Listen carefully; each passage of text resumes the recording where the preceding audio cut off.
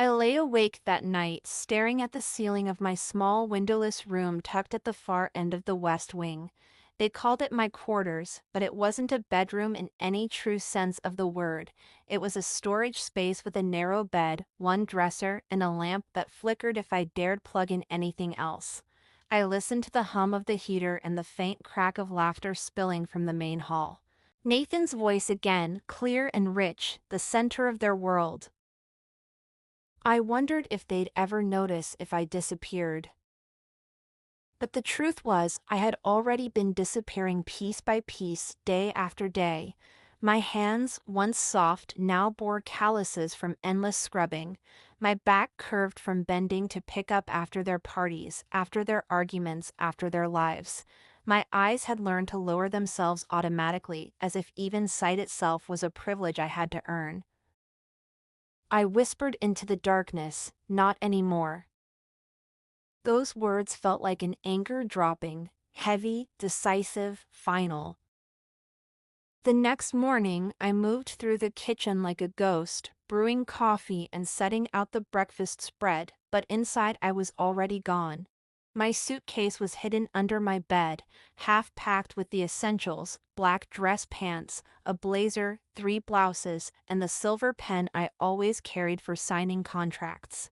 My company was not a fantasy, not a dream. It was real, and it was mine. Radiance Events had grown from weekend gigs in college to a roster of corporate clients who trusted me more than they trusted anyone else, and in 2 days all of that was about to expand beyond my wildest imagining. But my mother's words lingered. "You'll arrange everything. You have 48 hours." It was laughable. Gala planning required months. Guest coordination, catering, staff, decor, entertainment, logistics. It wasn't something you could slap together like a family barbecue. And yet she had ordered it with the same casual tone as if she were telling me to dust the bookshelves. For years I had let her commands define me. Not this time. By noon, she stormed into the kitchen again, irritation in every step. "Where are the preliminary menus? The florist confirmations? Don't tell me you haven't started." I set down the mug I was drying and faced her directly, something I rarely dared. "I told you I can't do it." Her eyes narrowed, disbelief flashing into fury. "I won't plan the gala." The silence that followed felt louder than any scream. She blinked twice as though trying to recalibrate the universe that no longer obeyed her rules.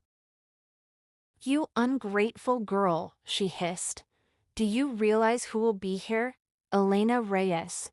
Do you understand how much this means for our family's reputation, and you're telling me you'll do nothing?" I met her glare without flinching. "Yes, that's exactly what I'm saying." Her lips thinned, and for a moment I thought she might slap me. Instead, she leaned closer, her voice low and venomous. "If you walk away from this, you are no longer my daughter." There it was, the threat I had feared my entire life. And for the first time it didn't scare me. I straightened my shoulders. "Then I guess you'll have to introduce me that way when Forbes calls next week."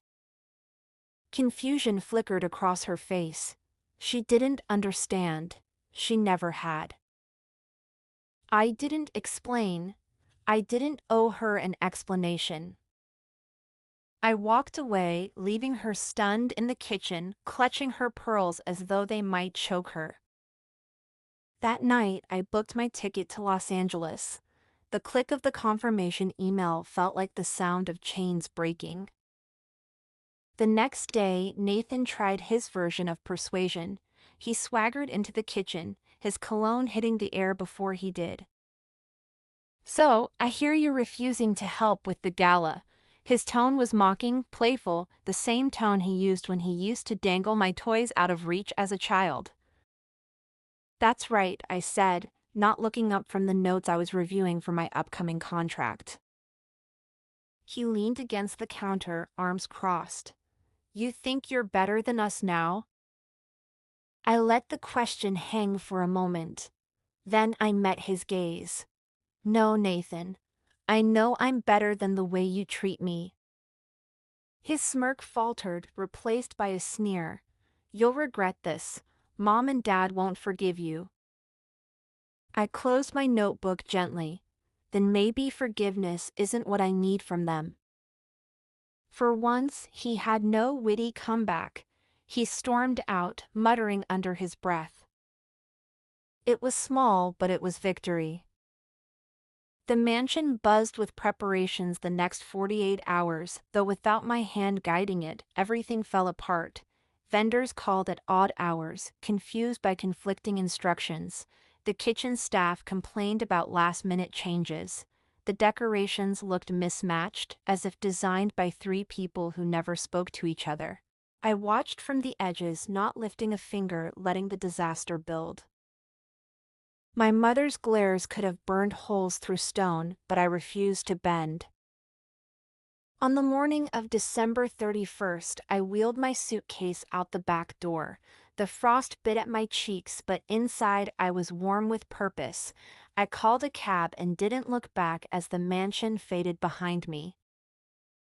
At the airport, freedom smelled like coffee and jet fuel.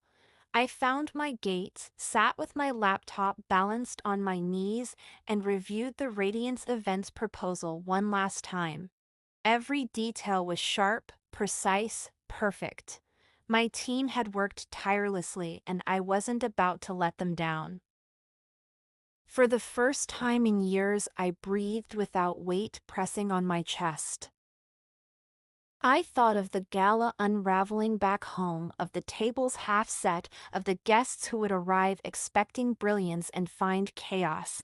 I thought of my mother's face when the first cracks appeared, of my father's disappointment turning inward, of Nathan trying and failing to play the role of savior.